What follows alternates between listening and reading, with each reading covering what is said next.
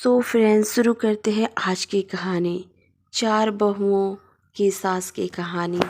रोमा, टीना, मीनू और रितु चारों की शादी एक ही घर में हुई है। चारों बहुएं एक ही साथ एक घर में रहती हैं। चारों की सास सुशीला जी बहुत ही समझदार और शांत स्वभाव की महिला हैं। लेकिन अपने चारों बेटों की शादी के बाद सुशीला का सिर्फ एक ही काम रह गया है कि चारों बहुओं का प्यार कैसे बढ़ाया जाए। एक दिन सुशीला के घर उसकी बहन आई। सुशीला की बहन: सुशीला, तू तो बहुत खुशकिस्मत है। तेरी चारों बहुएं तो बहुत सुंदर है और तेरा बहुत ख्याल भी रखती है। तुझे तो घर के काम की चिंता ही नहीं रहती होगी। सुशीला: अरे कहाँ दीदी, मुझे तो हर समय यही चिंता रहती है कि कहीं इन चारों में लड़ाई ना हो जाए। जब भी मुझे लगता है कि इन चारों में बहस होने वाली है तो मैं बात को संभाल लेती हूँ। सुशीला की बहन: ये बात तो सच है सुशीला।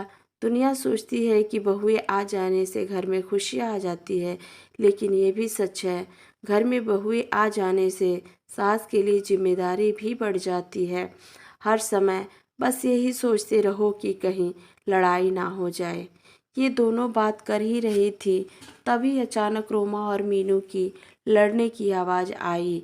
रोमा: मैंने एक बार पोछा लगा दिया है तो मैं दोबारा नहीं लगाऊंगी। मीनू: दोबारा पोछा तो तुम्हें लगाना ही पड़ेगा।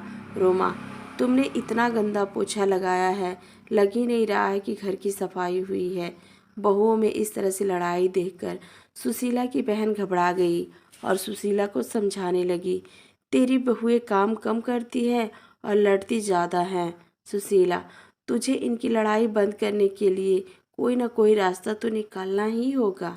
ये कहकर सुशीला की बहन वहाँ से चली गई।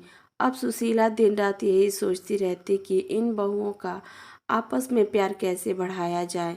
इसलिए सुशीला ने अपनी सारी बहुओं को इकट्ठा किया और कहा: सुशीला, तुम चारों लोग दिन भर आपस में लड़ती रहती हो, इससे ना तो घर चल सकता है ना तो जिंदगी। इसलिए आज तुम सब ये बता दो कि चाहते क्या हो। रोमा: माँ जी, आप हमें अलग अलग घर दे दो। सुशीला: मेरे पास इतना पैसा नहीं है कि मैं तुम चारों को अलग अलग घर बना कर दूँ। मीनू: माँ जी, ये घर भी तो बहुत बड़ा है, आप इस पर 4 मंजिल बनवा दो और हम चारों को दे दो। सुशीला: मैंने अपने चारों बेटों को बड़े प्यार से पाला है, इसलिए मैं नहीं चाहती कि तुम लोगों की वजह से मेरा घर टूट जाए। मेरे चारों बेटे अलग अलग रहे और मेरा क्या, मैं तुम चारों में किसके पास रहूँगी। सुशीला की ये बातें सुनकर चारों बहुएं चुप हो गई। चारों में से कोई भी सुशीला को अपने साथ नहीं रखना चाहती थी। सुशीला ने अपनी बहुओं को एकटक देखा और कहा: तुम चारों को मैंने अपने बेटे भी दे दिए और अपना घर भी दे दूँ, लेकिन तुम में से कोई भी मुझे अपने साथ नहीं रखना चाहता। यह कहते हुए सुशीला की आंखें भर आई और वह उन चारों बहुओं के काम बांट दिए और उन सबको कहा कि कोई भी आपस में नहीं लड़ेगा। लेकिन उनकी बहुएं कहाँ मानने वाली थी। अब चारों बहुएं ने एक टीम बना ली। एक में रोमा और मीनू थी और दूसरी टीम में रितु और टीना थी। चारों आपस में लड़ती तो नहीं थी, लेकिन एक दूसरे की चुगली करने लगी थी। एक दिन टीना और रितु ने अपने सास से कहा: टीना, माँ जी, आपको पता है रोमा 12 बजे से सो रही है। आज तो उसने सिर्फ घर की झाड़ू ही लगाई है और पोछा भी नहीं लगाया। रितु: हाँ माँ जी, अब आपने लड़ने के लिए मना किया है, इसलिए मैं मीनू से कुछ नहीं कहती। वह आज ही बाजार जाकर अपने लिए 3-3 साड़ियाँ लाई है। अपने लिए 3 साड़ियाँ लाई हैं और आपके लिए एक भी साड़ी नहीं लाई है। रितु और टीना तो अपने सास से चुगली करके चली गई। अब मीनू और रोमा की बारी थी। मीनू: माँ जी, आपने रितु को तो सर पर चढ़ा रखा है, वो हमेशा रोटियां जला देती है और आपके बेटे भी बोल रहे थे कि रितु की हाथ की रोटियां अच्छी नहीं लगती। रोमा: और माँ जी, कल टीना ने सबके कपड़े धोए पर मेरे नहीं धोए। मैं खाना बनाती हूँ तो सबके लिए बनाती हूँ ना। मैं किसी दिन उसके लिए खाना ना बनाऊँ तो उसे कैसा लगेगा। सुशीला सारी बहुओं की बातें सुनती और सर पकड़कर बैठ जाती। इसी तरह दिन बीत रहे थे। जब बहुओं को लगा कि हमारी सास तो हमें घर बनाकर नहीं देगी, तो चारों बहुओं ने अपने अपने पतियों को भड़काना शुरू कर दिया। जैसे ही उनके पति काम से आते, वैसे ही चारों बहुओं चुगली करने में लग जाती। एक दिन जब उनके पति घर आए तो रोमा बोली, रोमा, सुनो जी, मैं इस घर में नहीं रह सकती। मैं सारा दिन घर का काम करती हूँ और फिर भी आपकी माँ और आपकी भाभीयों की ताना सुनती हूँ। रोमा का पति, मैं भी रोज रोज की लड़ाइयों से दुखी हो चुका हूँ, आज तो फैसला हो ही जाए। उधर मीनू भी अपने पति से कहती है, मीनू, सुनिए जी, हम कब तक आपके घर वालों के साथ पिसते रहेंगे। बच्चे बड़े हो रहे हैं, उनके भी भविष्य के बारे में सोचना है। आप तो सारे घर का खर्च चलाते हो और घर के काम में लगी रहती हूँ। माँ जी से बोलिए ना, इस घर को तुड़वा कर फ्लैट बनवा दे, हम आराम से रहेंगे। मीनू का पति, तुम ठीक कह रही हो, आज माँ से इस बारे में बात कर ही लेता हूँ। आखिर हमारी भी तो पर्सनल लाइफ है।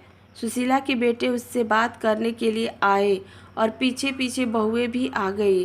बेटा, माँ, माँ कहाँ हो आप? सुशीला कमरे से बाहर आती है। बेटा, माँ आप घर को तोड़वाकर फ्लैट बनवा दो ना, सब साथ में नहीं रह सकते। दूसरा बेटा, हाँ माँ, हम सबको एक एक रूम मिला हुआ है, हमारे बच्चे बड़े हो रहे हैं, उनको भी अपना रूम अलग से चाहिए ना। और जो आपकी बहुओं में 24 घंटे लड़ाई होती रहती है, वो भी नहीं होगी।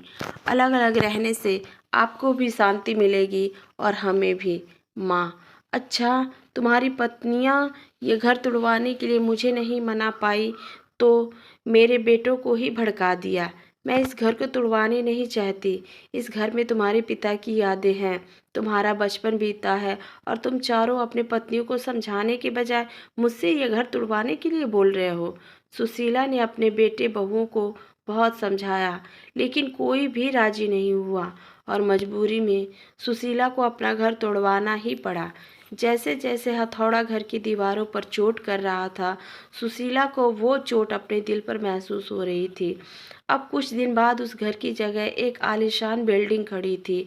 सुशीला ने अपने चारों बेटे और बहुओं को बुलाया और कहा, सुशीला, तुम चारों के फ्लैट बनकर तैयार हो गए हैं, अब तुम सब आराम से रह सकते हो।